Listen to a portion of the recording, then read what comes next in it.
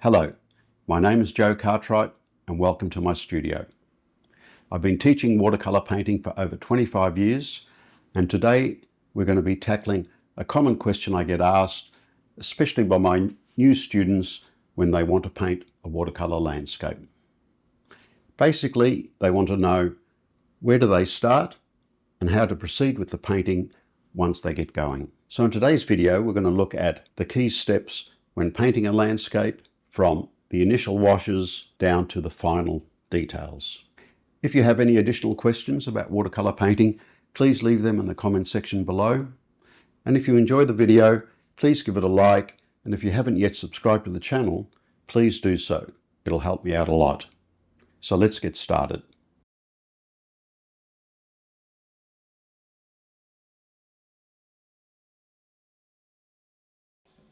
We want the sky to be the biggest shape, then the ground, and then this here is where all the action happens. Most of this is going to be fairly soft, wet on wet, the same here, and then your detail is in this area.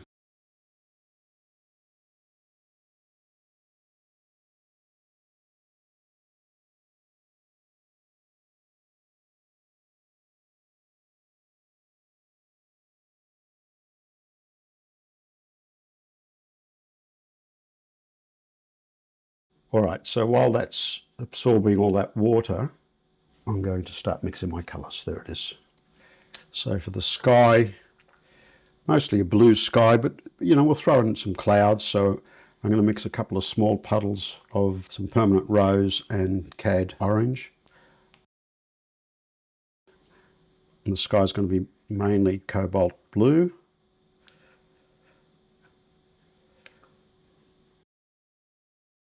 And then for the ground, some browns and dark greens. So for the sky, I want some cobalt blue.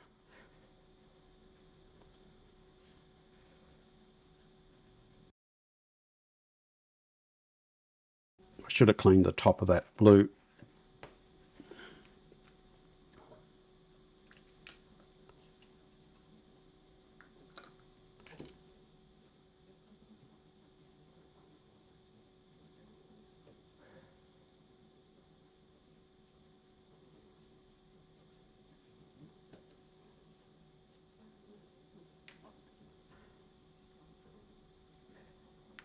And we test it. So to test it, you mix your colour, take out about half the water, lightly press and drag it across, and it gives you the colour we're after. So that's good for the cobalt blue. And permanent rose, just a very weak mixture. See how weak that is? On the paper you can barely see it tinting the paper. It'll do for that. And the same with the cad orange. Now I'm going to clean the top of this cad orange.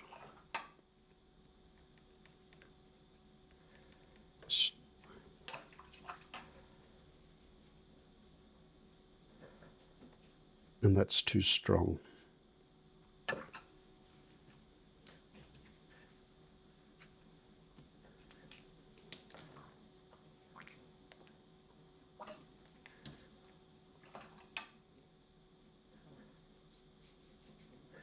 Still too strong.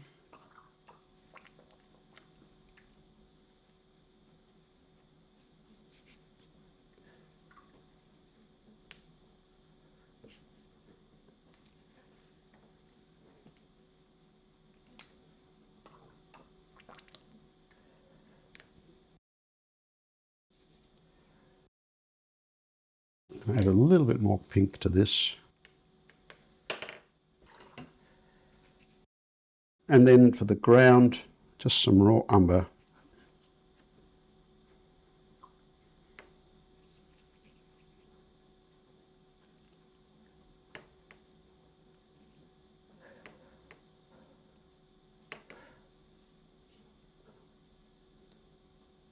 And it's going to be lighter in tone in the distance. I'll add a little bit of cobalt turquoise. That'll give it just a hint of a greenish tinge. Very subtle, because most of the ground's dry anyway. And that'll do. Now if you have a look at this, you can see how it's still cockled there, which says it can absorb quite a bit more water.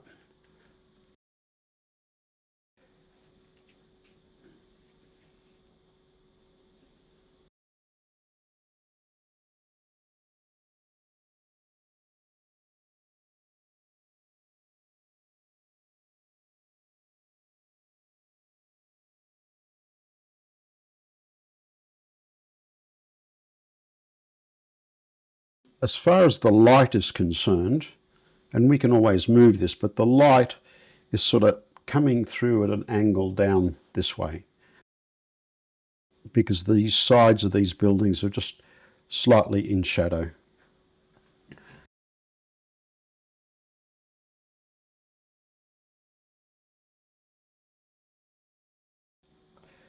So we'll pick up our brush,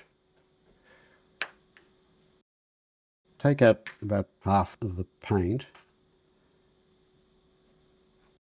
Right now my attention is solely on creating interesting cloud shapes, okay? I'll throw another cloud here.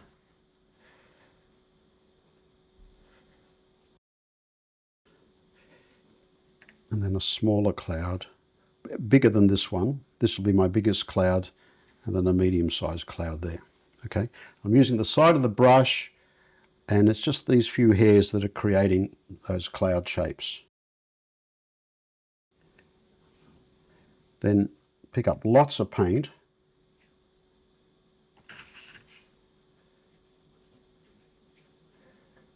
and fill in this gap here.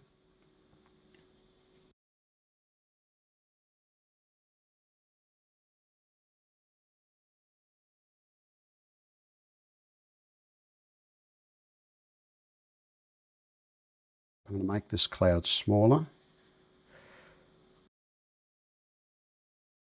And then I'll pick up some water and come in and paint the bottom part of the cloud.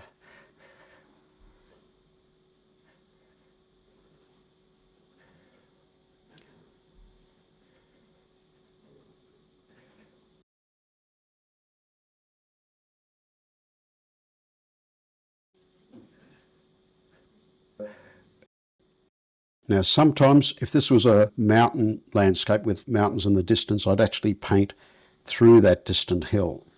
In this case, the hills aren't that far away, so I'm not going to paint through them.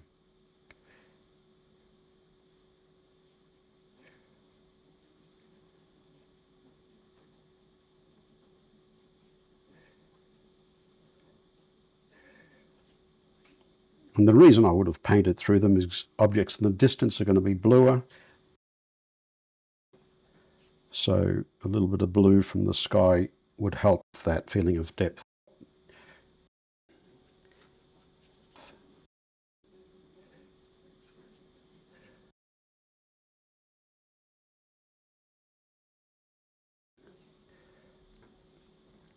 Okay, now I'm going to go in my brush, pick up some of this very weak cad orange.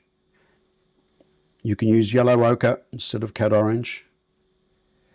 And I'm just painting in, but I'm leaving some of these areas untouched.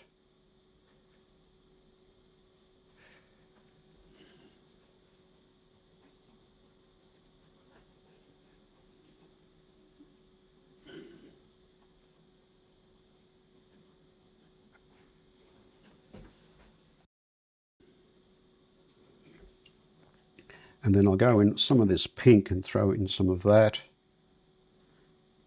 And where the pink and the orange and the blue merge, you'll get just slight grey colours.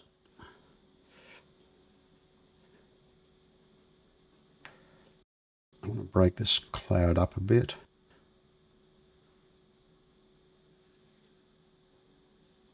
This one too. Okay, that's good.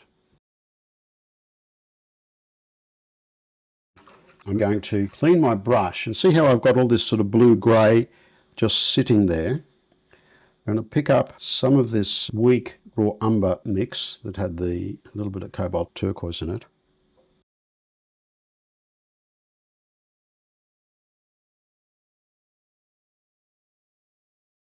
While there's that bead of paint, I'm going to paint this distant hill down to the ground.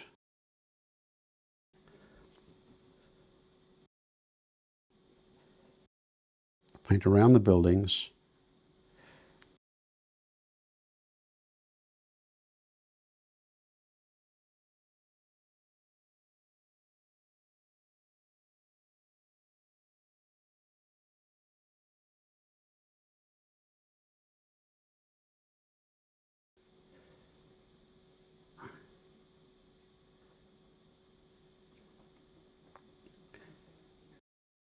Paint through that gap there.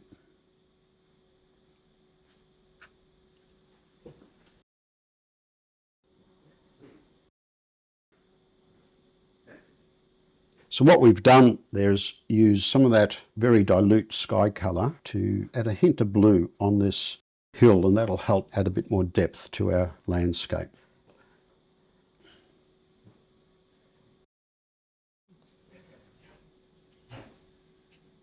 And I'll just lift some of that darker blue.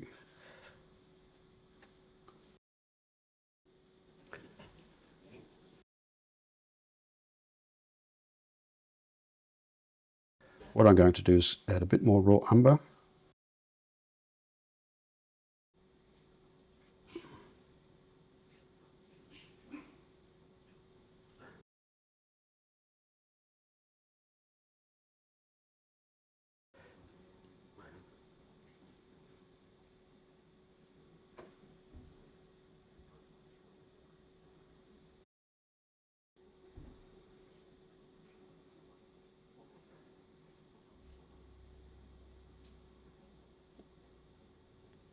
You've got to be reasonably accurate when you're painting around these cows.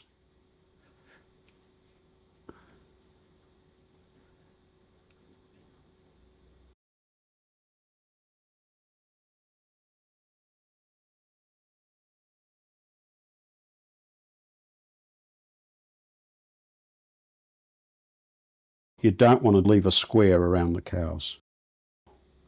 Okay.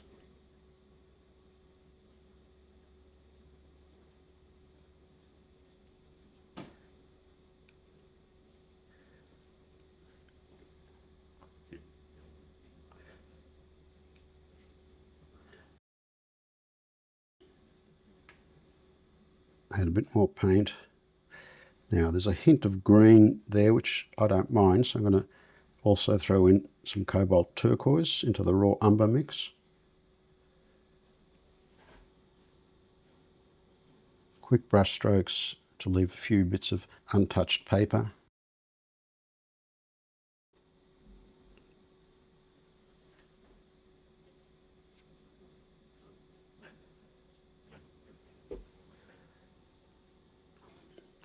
And I'm painting down the paper. What I mean by that is I'm not painting this way all the way down there and then down that way.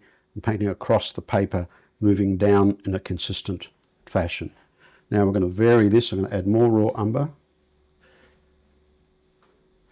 and a little bit of burnt sienna as well. That'll just warm it up. Maybe a bit too strong.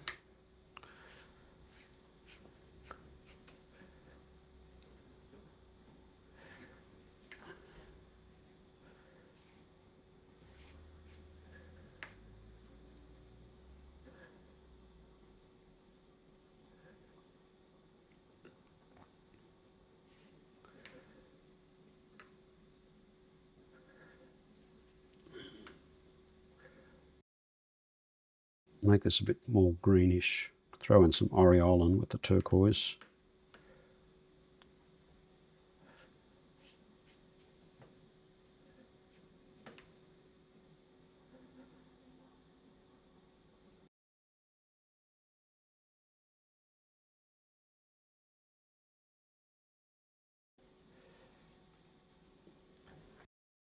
I'll get my size 8 brush.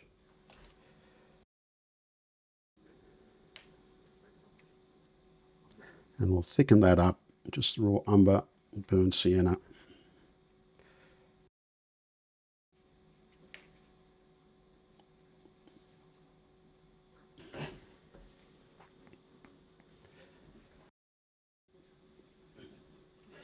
Not thick enough.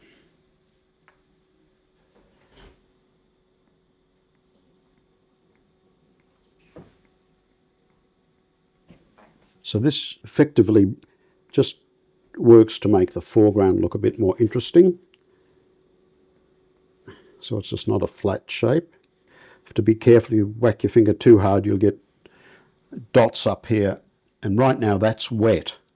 So any droplets that land in the sky will be very hard to remove.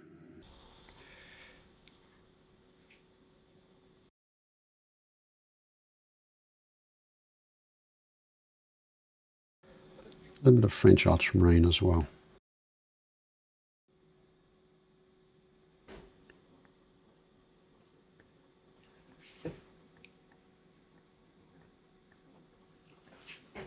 There we go. So we've got some nice depth happening. Now we'll let that sit there. Get rid of some of this water.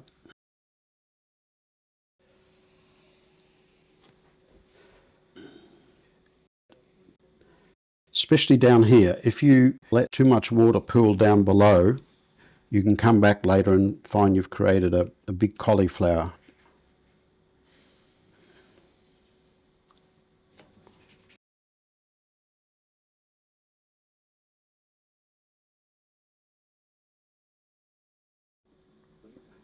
It's got some areas that are still a little bit shiny, but others that have lost their shine. And that's okay. I should get some nice variation in these marks. This is where you take a deep breath, pick up a brush with lots of water in it. I usually just shake it once.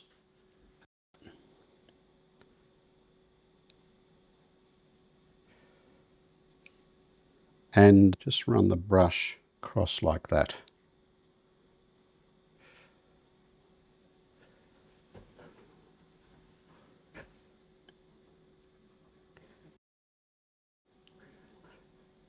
And that's sort of creating like a little purposefully constructed cauliflower.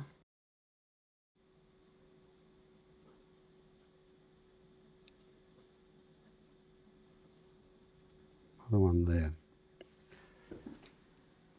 And it's just a hint at these lighter passages where the cows have been walking and they're creating tracks. Later I'll throw in some grass, or I might even put a fence or something in there if I find, the marks are too sharp. Let me lift some of that. That's better.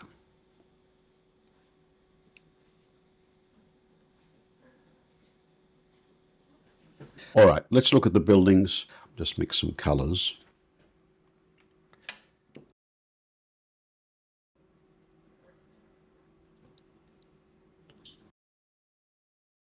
On a light roof, you'll always get a little bit of blue reflecting or shining down and modifying the colour of the roof there. So I'll just start, just picked up some very weak Cobalt Blue, and I'm just going to wet this. We'll let that sit there.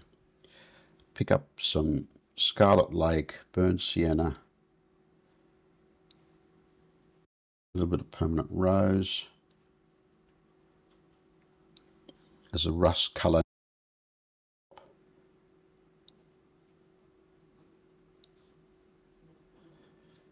Just a couple of bits of rust there.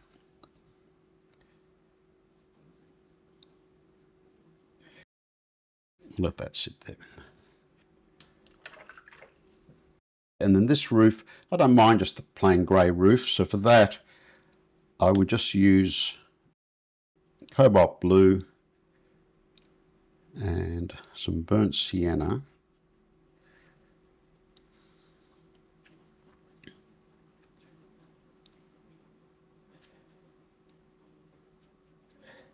That makes quite a nice coolish grey. And this roof has got to be darker than this roof here.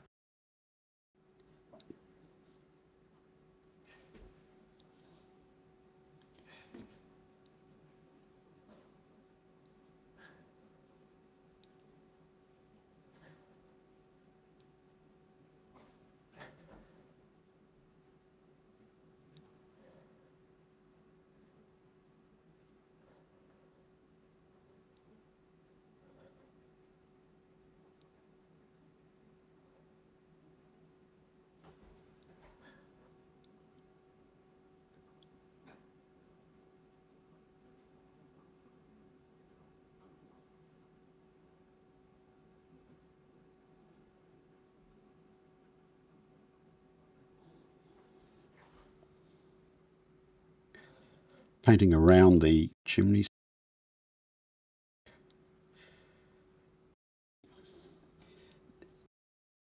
And then there's another little roof line in the distance. All I'm going to do for that is dip my brush in water, and that just dilutes the mixture I've got here. And we'll paint that in. If I zoom in, you can see how wet that roof is. So I can't touch that at the moment, because anything I put in there is just going to create more and more soft edges, and I need to let that dry a little bit. So what I can do is work on the sides of the building. I've got this grey here, and it will work for this side of this building.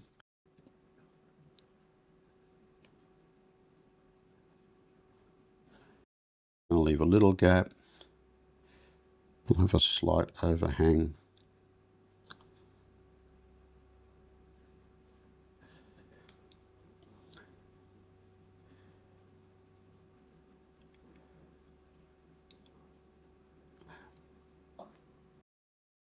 And when I get down closer to the ground, I finish it off with a broken edge, like a ragged edge, not a straight edge, because later I'm going to throw some grass up there and it will give me a better connection to the ground.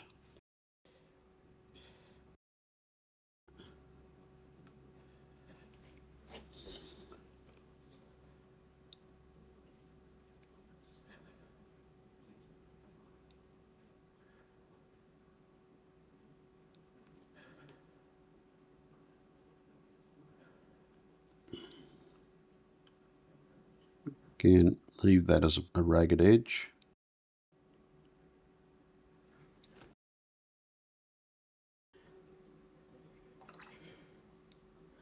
For the building, I'm going to just start with some raw umber.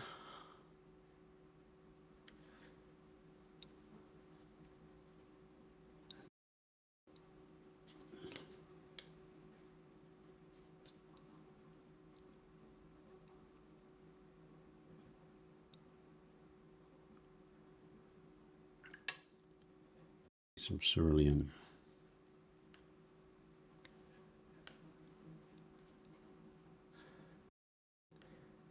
So I've just created a very pale blue-grey colour.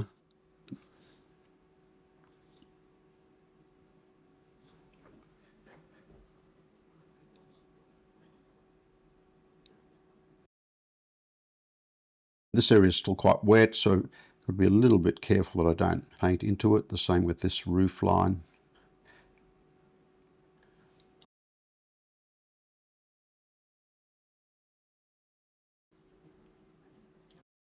I'm going to paint around these windows, just in a very loose fashion, but quickly.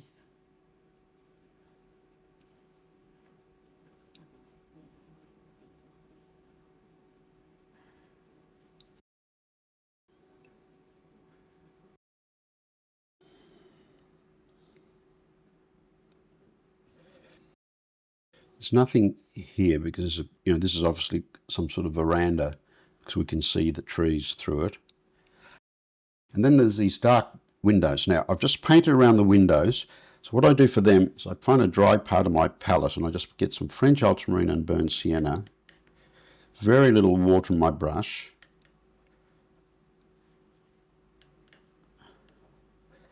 really whatever was left over from that. And I'll mix that without totally mixing it, meaning there's probably a little bit of blue and brown or partially mixed colours in my brush. And then I'll come in here and let's see if I can get even closer. So I don't have a lot of paint in my brush. When I do that, nothing happens. Then I just drag the brush, little tiny dry brush strokes.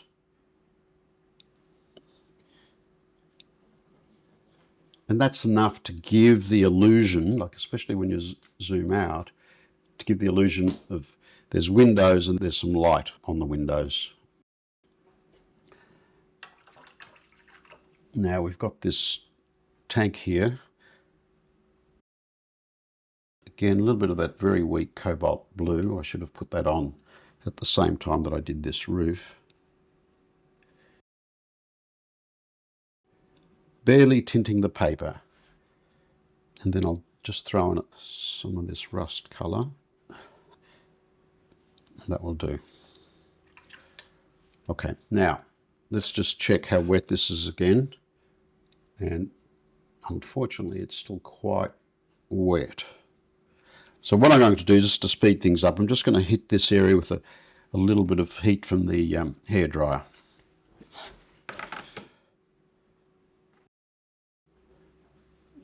So now with the rust on the roof, I'm going to go in with some thicker paint. Same three colours, burnt sienna, scarlet lake and permanent rose. There's many ways to mix rust, right?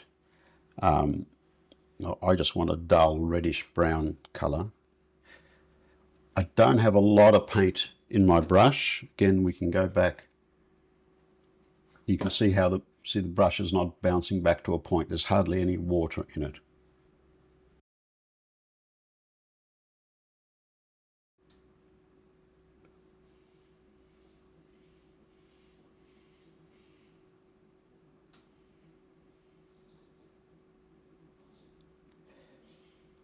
Dry brush strokes. And then we can even use a bit of that just to establish the roof line.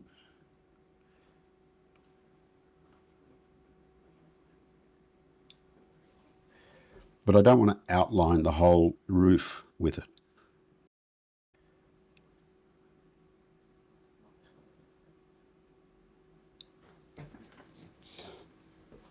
And that's pretty good.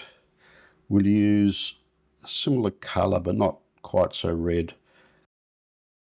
So I'll add some burnt sienna into the mix and a little bit of this blue-grey mixture I have here.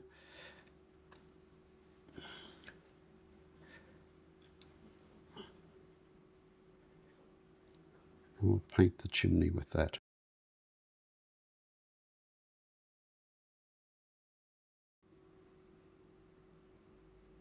There we go.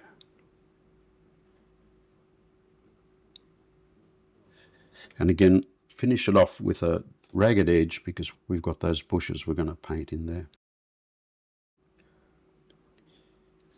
Now in here, we've got the dark area inside the shed. So let's go back to here and I'll just get some burnt sienna and French ultramarine.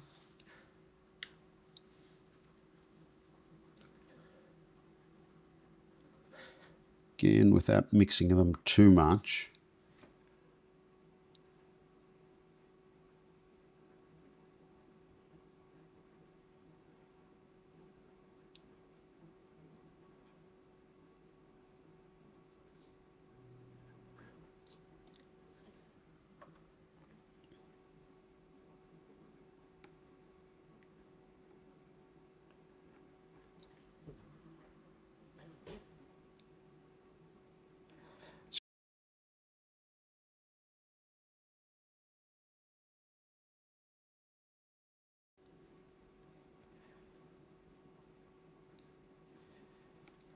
These sheds almost always have some sort of rusty old piece of machinery or something like that. So I'll just pick up some of my rust colours and put in some of that.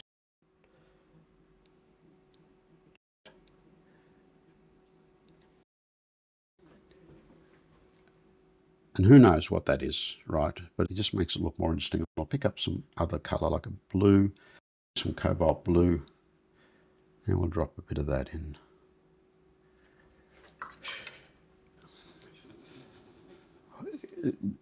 These posts I haven't painted. I'm going to put them in later. So that's good. It's good.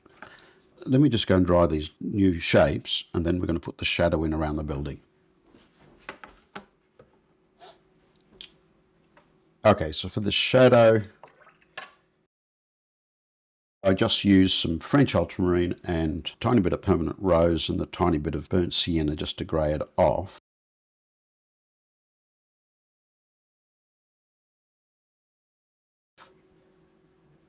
I don't need a lot of the burnt sienna, however, because we've got a blue sky, so the shadows are going to have some of those blues in them. Light's coming from this direction. There's a shadow on these walls here. So let's paint that.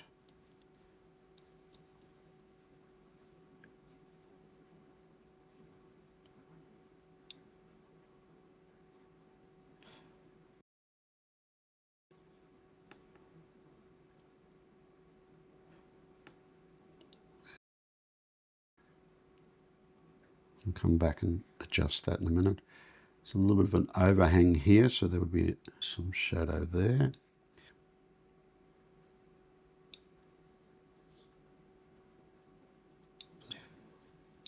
Same here. The eaves would cast a little shadow.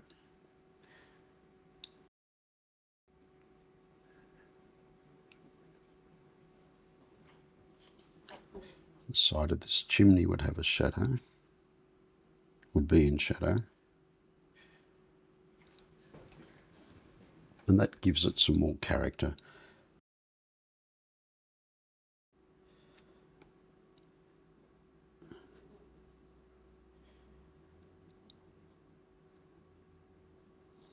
I have to go and dry that again before I finish that.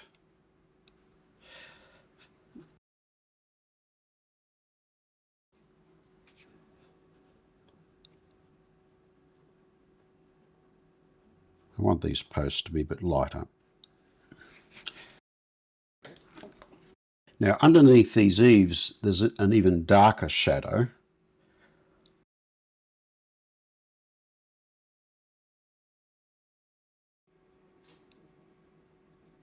Darken that there. I'm going to just hint at a darker shadow here. Maybe even along this edge. I want this to be a bit darker. Pick up some of this darker mixture here along with some shadow colour. Because sometimes in these sheds underneath the little overhang you can just see a slightly darker line there.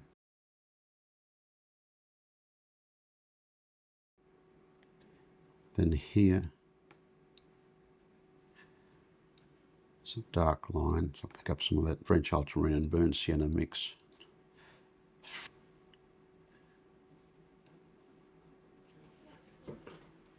And now our buildings have some shape to them.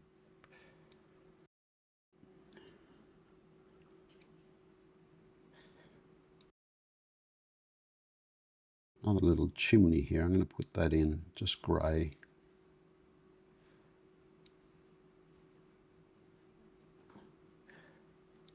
And I've put that in because it'll give me the opportunity to put up some sort of shadow there later.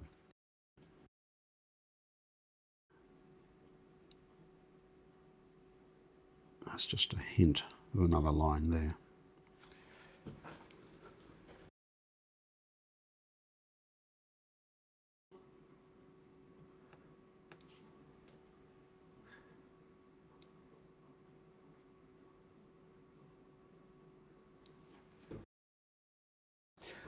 And it's a metal roof, so what I'm going to do, I'm going to pick up some of this, all these greys here.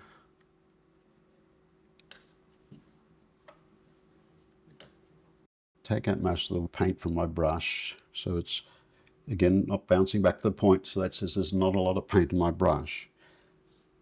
And I'm going to just drag that along there.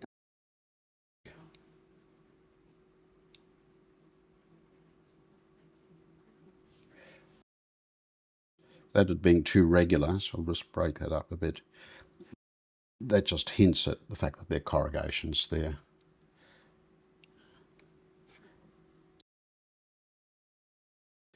Just about done with these. And darken that a bit more.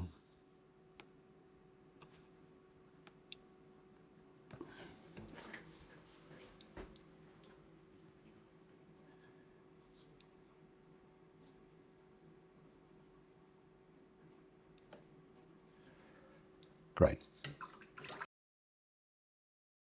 And I've still got this little fuel container or whatever it is. Just going to get some my rust colours.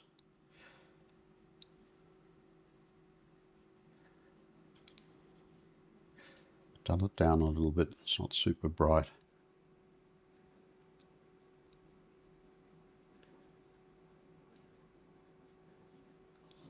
That's good enough. All right, so now we're going to paint these trees. So let's mix some greens. Before I do anything else, I'm going to get rid of this red because the red will dull any green, and I don't really want that to happen. Unless I purposefully want to dull it.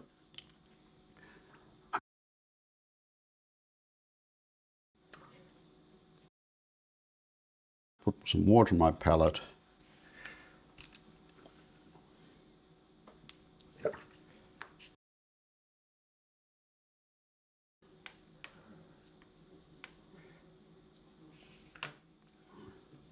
I'm going to mix my darkest green here, and my lightest one there. So let's start with raw umber.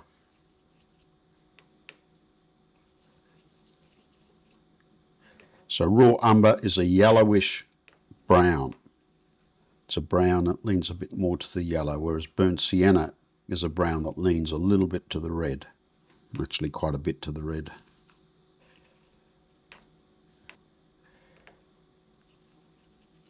So there's the raw umber component. We'll add some French ultramarine.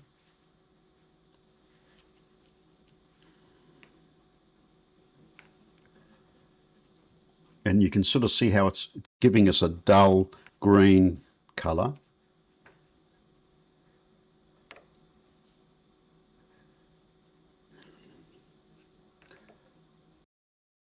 But I want a bit more green in this image, so I'm going to grab some Aureolin or Windsor Lemon, whichever you've got.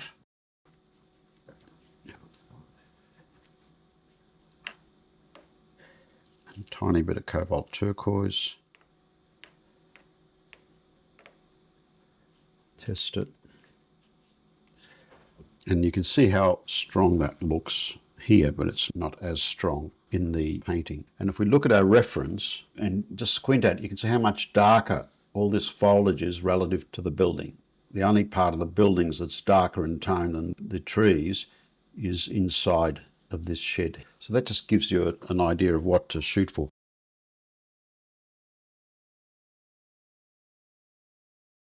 I'll add more yellow.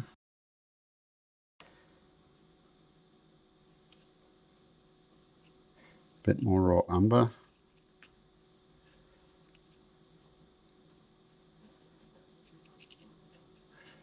And some French ultramarine again.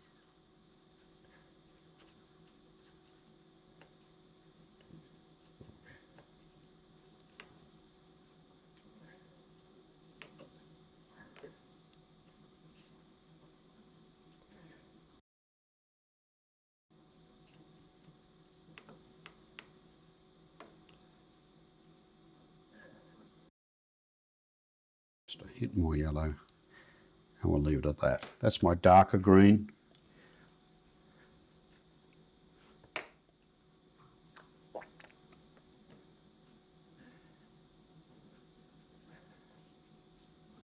My lighter green for the bushes down below. I'll just start with Aureolin, some Cobalt Turquoise. Obviously that's too bright, so I'll add some raw umber. You could also add raw sienna. Raw sienna would also dull it and maybe leave it a bit brighter. just a matter of personal taste and what image you're trying to convey.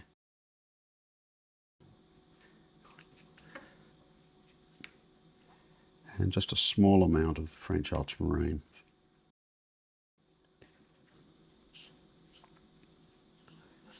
And again, it's just a bit too light. The colour's pretty good, so the tone is what we've got to adjust.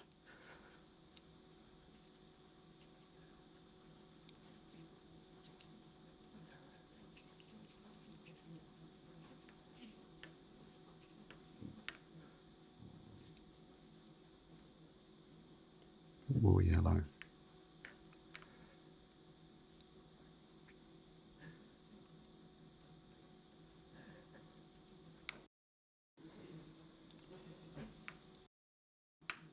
So I've got my darker foliage, lighter foliage, but this is more for the bushes down near the house. For the trees, they won't all be one colour, so I'm going to now mix another little puddle of green that's lighter than this, but darker than that.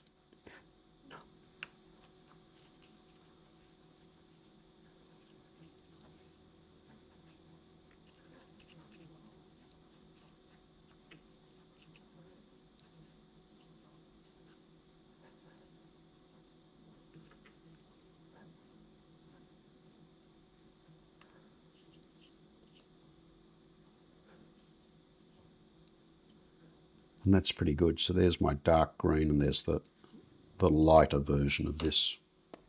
Okay. Then we've got some of the trunks. So I've got this mixing area. For that, just some French ultramarine and burnt sienna.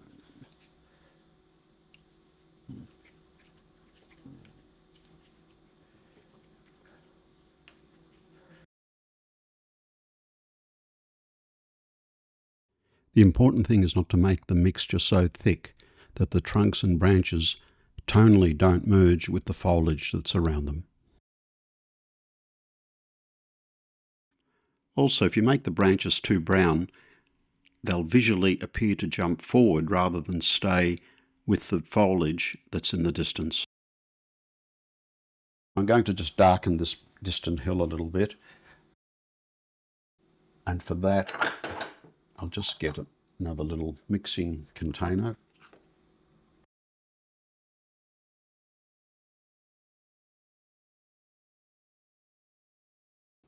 Grab a bit of water.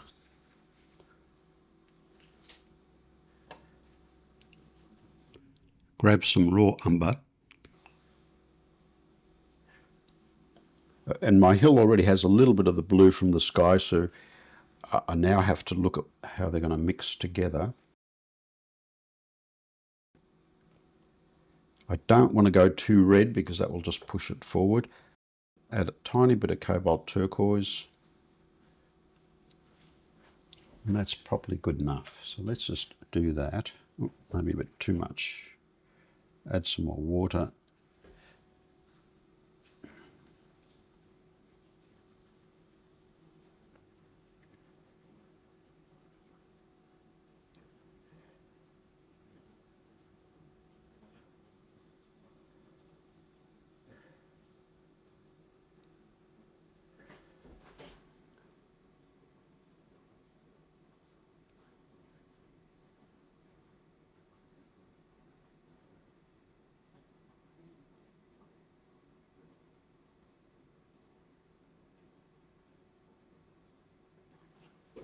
Okay, so now that hill looks much better.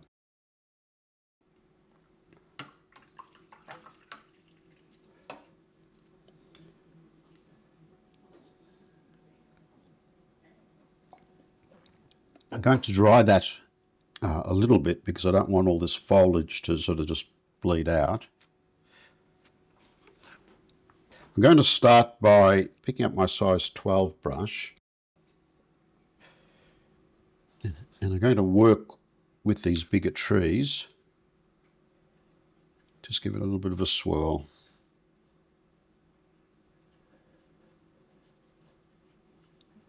Take out about 3/4 of the paint. You don't want a really drippy brush with this when you're first starting, and I'm holding the brush almost parallel to the paper.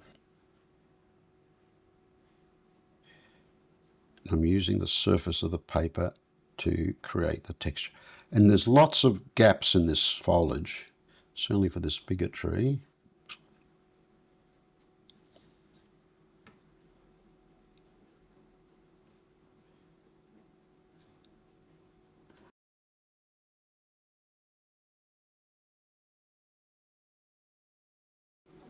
Coming up to the roof line's a bit more of a challenge. I'm going to just paint around there.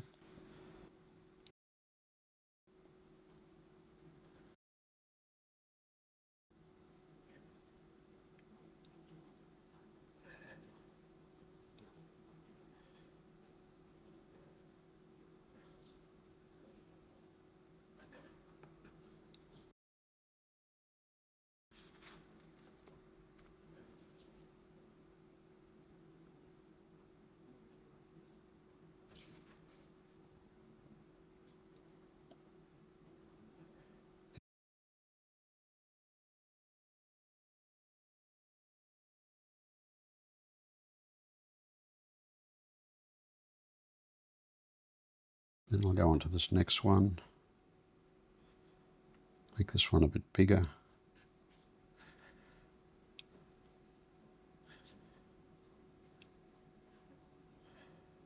Barely touching the paper. Now what I've done now is I've managed to drag this tree a little bit more over here than I wanted.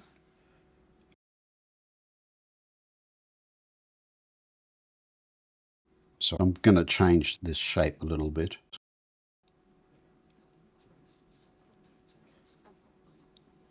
Bring this up here a bit.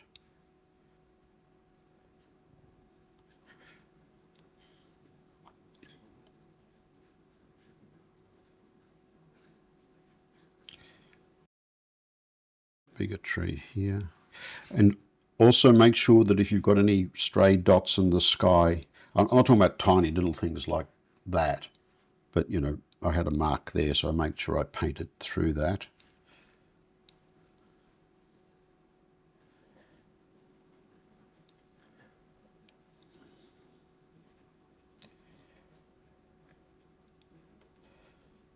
And then we've got some bushes here. And you don't want to end up with a perfect curve of these trees. I'm going to bring this one up here a bit more.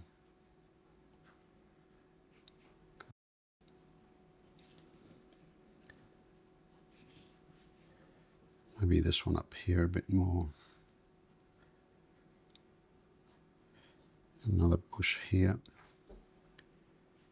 And then something up here.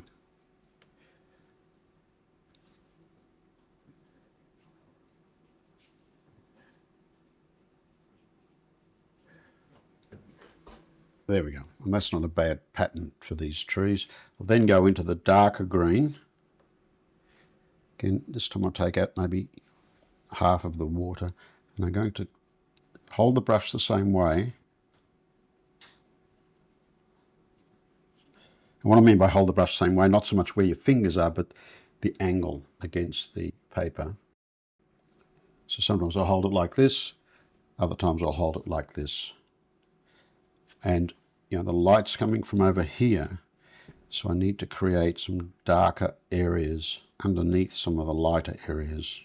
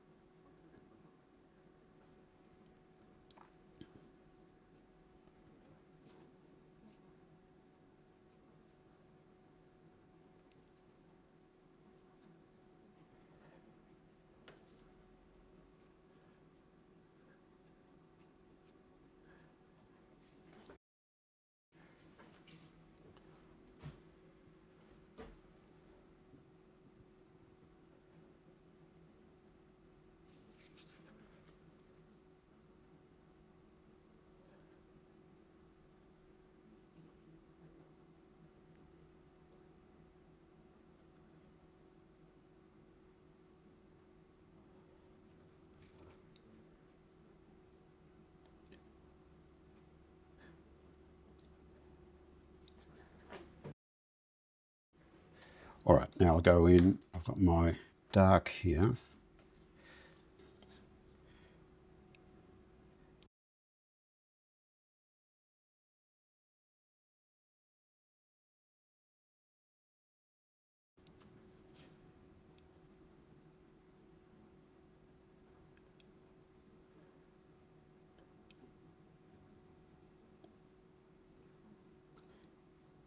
Here and there I'll paint through the wet foliage.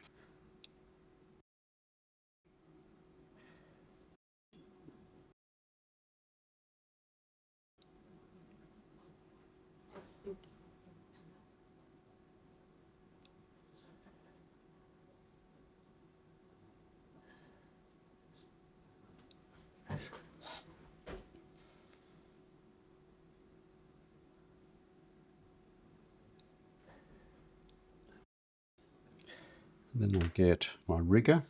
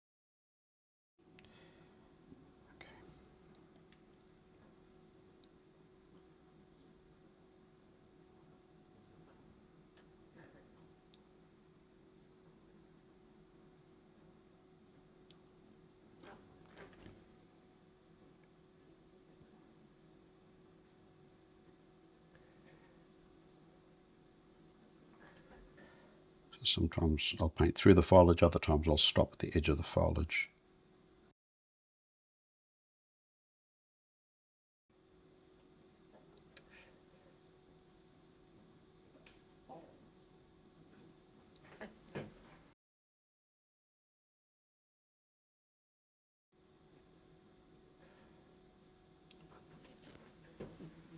And that's good enough. I've got to put in this lightest foliage now. Just this green here.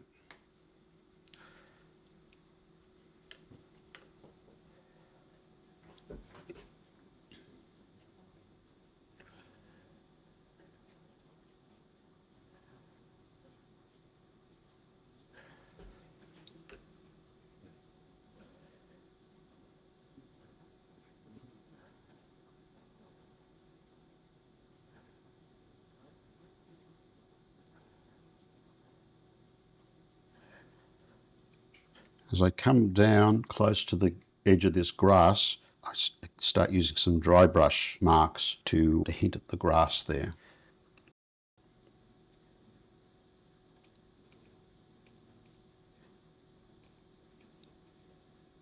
So quite often you'll see me paint the edge of a shape first. In this case it's the grass.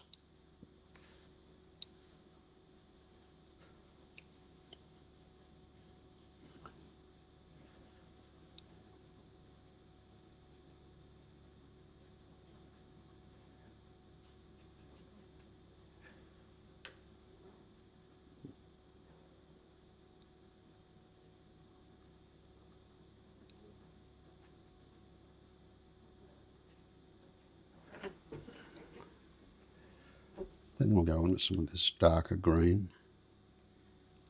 Here I'm just dropping in the colour, so when you're dropping in the colour you pick up paint, just using the tip of your brush to let that extra paint fall out of your brush. If it's not flowing out of your brush, then probably just means you don't have enough paint, wet paint in your brush.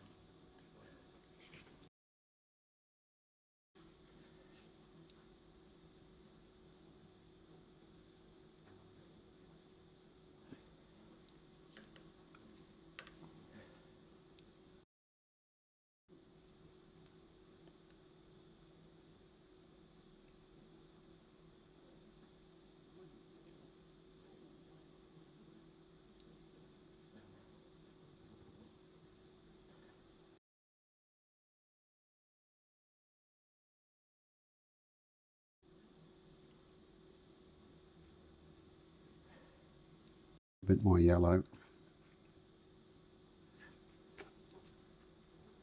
I'm using a paper towel or a tissue to take out some of the moisture.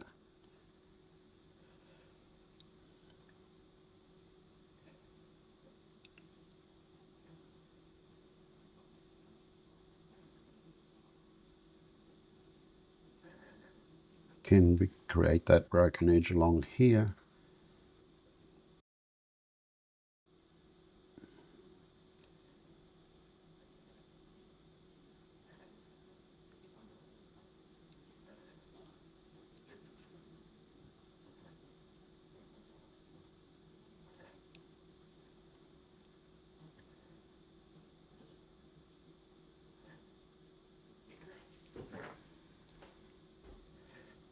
Great, so now we've got the light green added, and then within the light green we've got the shadow areas, so we'll go in and drop some paint in for that.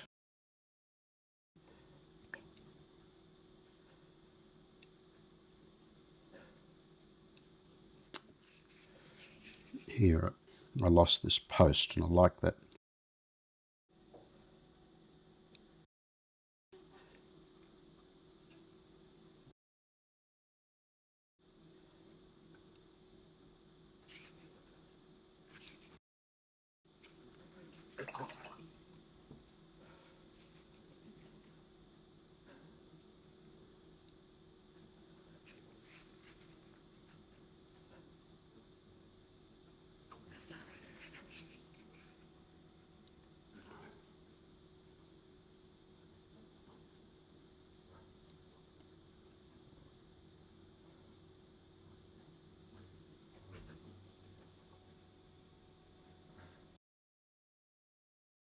Bushes are going to be darker, closer to the ground.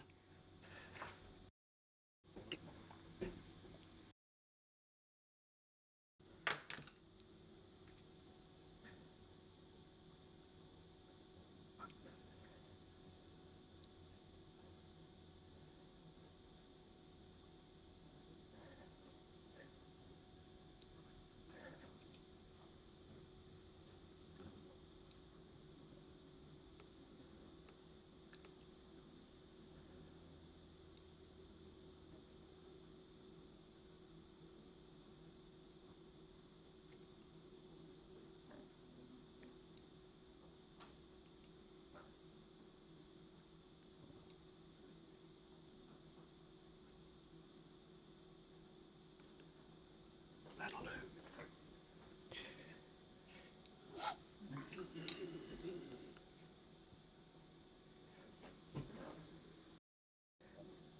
And you can see now, this dark green against the red really brings these buildings forward.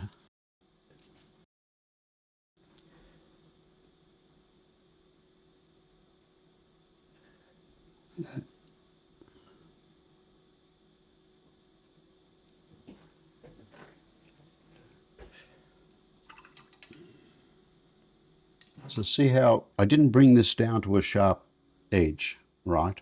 I'm trying to just hint at, the long grass or fence post like that there. It looks like a fence post to me. This could be another fence post here. I see a bit of a curve there, so I'm going to just break that up. I just use the hairdryer just to speed things up a little bit in this area.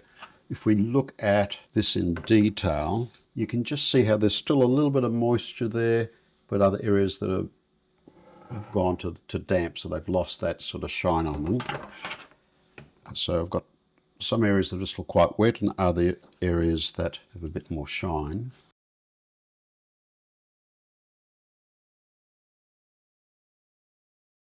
Vary their angle a little bit, give them a bit of character.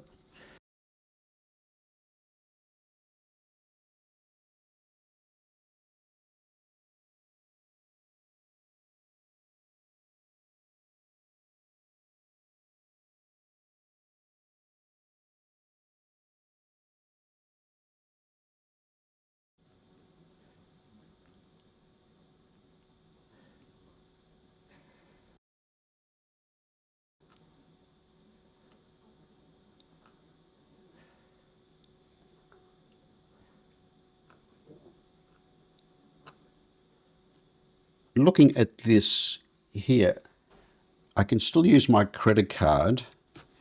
This has still got a little bit of wetness here and there, and I can just lightly hint at this fence.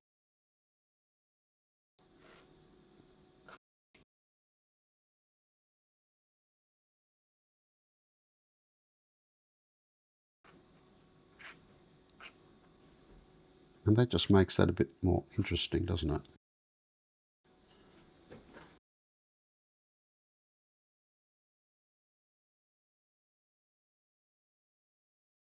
Just a little bit of French ultramarine, tiny bit of permanent rose.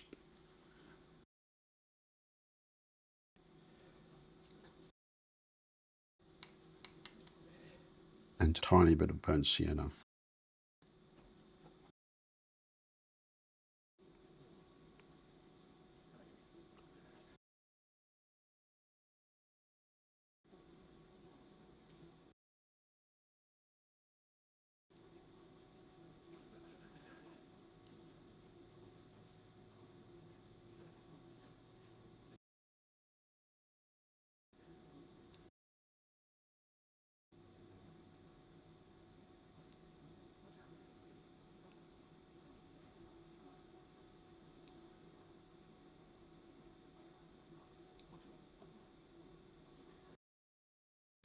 Then the light's coming from here, so this shape here will have a shadow.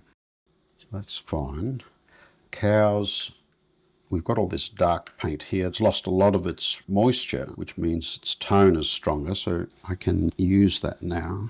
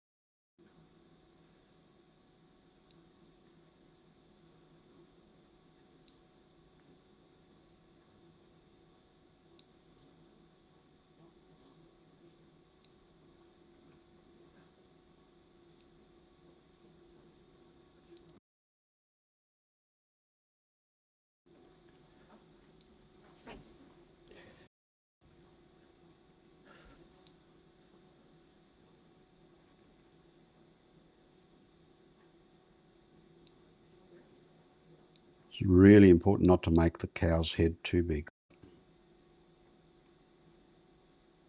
Leaving a little bit of a highlight on the top of this cow.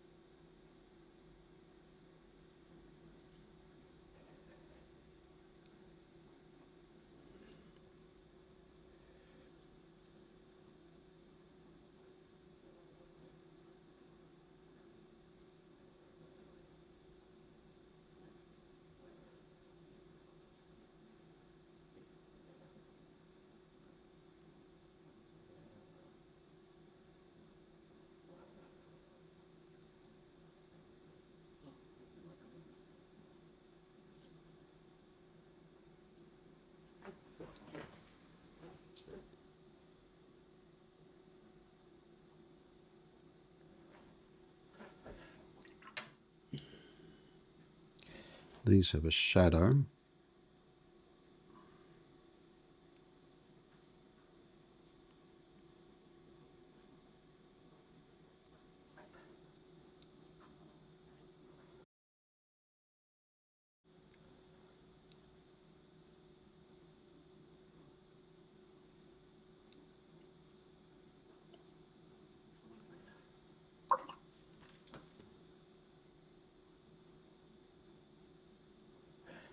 Just little dabs with the fan brush to connect that fence to the ground.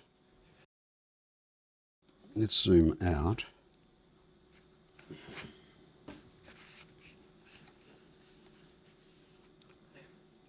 And pick up some raw umber.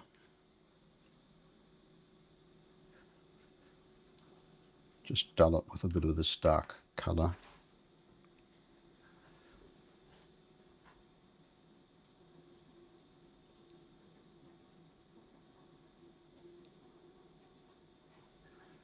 Remember before, that's why we left this as a broken edge.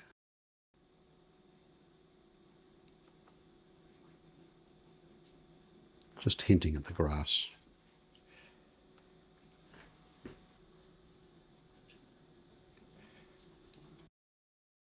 I'm going to mix some burnt sienna and French ultramarine.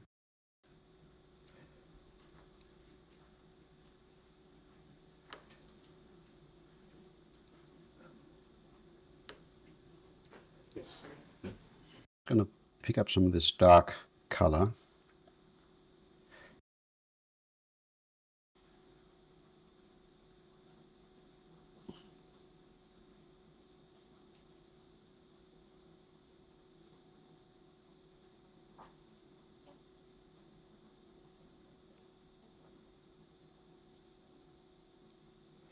So what I'm doing here is I'm dragging the brush in, pull it back a bit, change direction, pull it back a bit, change direction.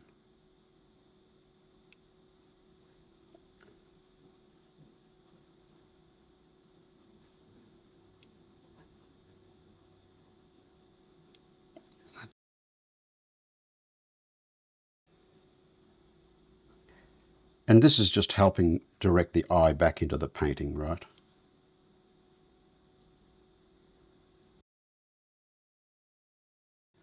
And I'll pick up my size 8 brush.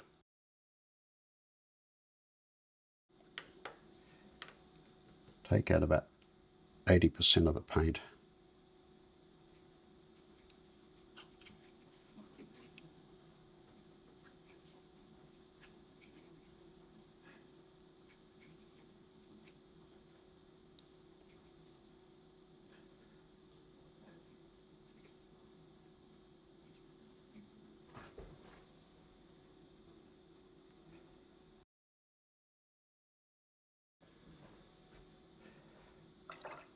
And I'm going to put some fences along here.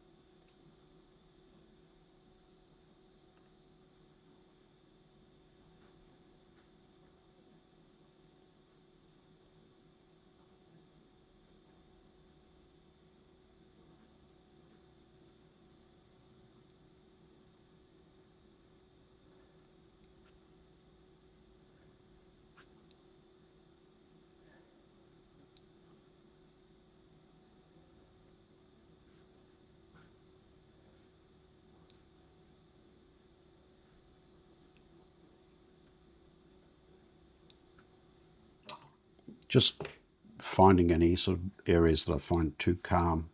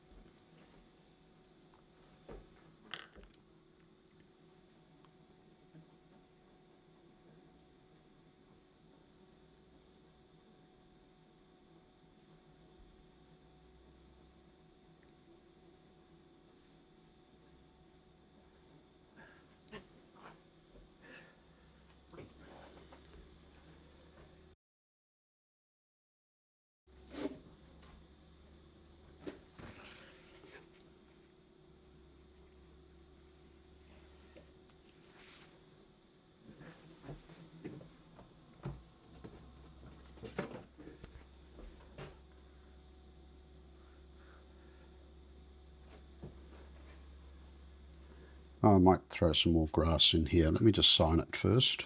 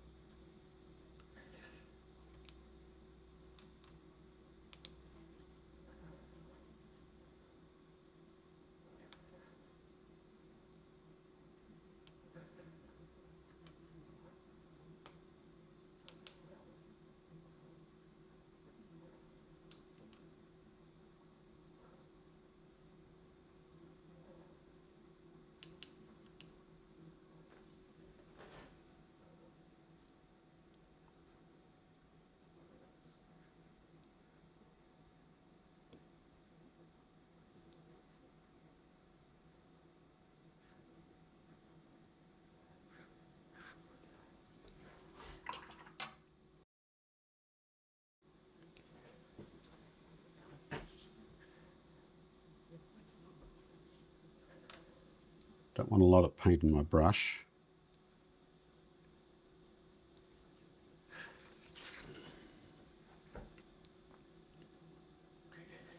Now try not to just paint a great big long hedge here. Break it up a little bit, change its shape.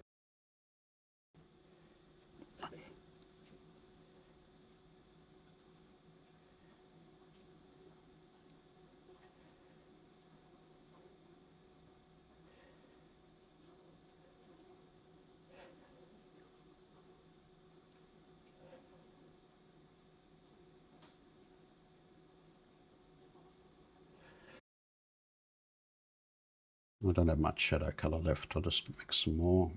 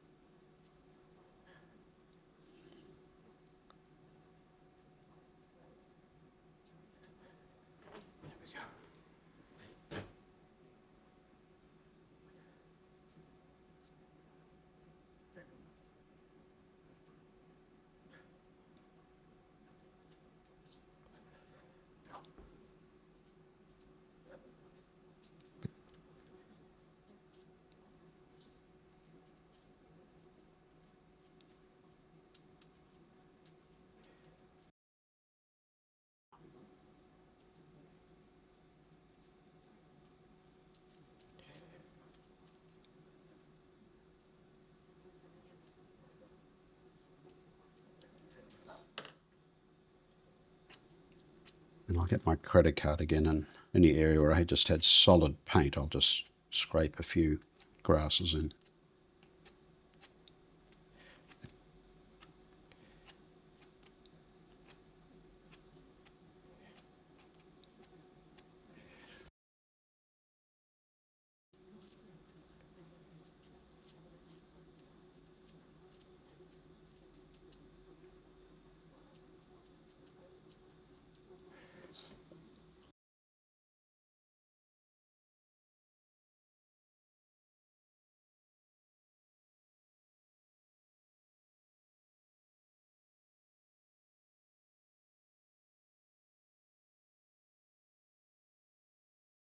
I'm just lifting a little bit of the colour off the top of these cows just so they're not totally flat.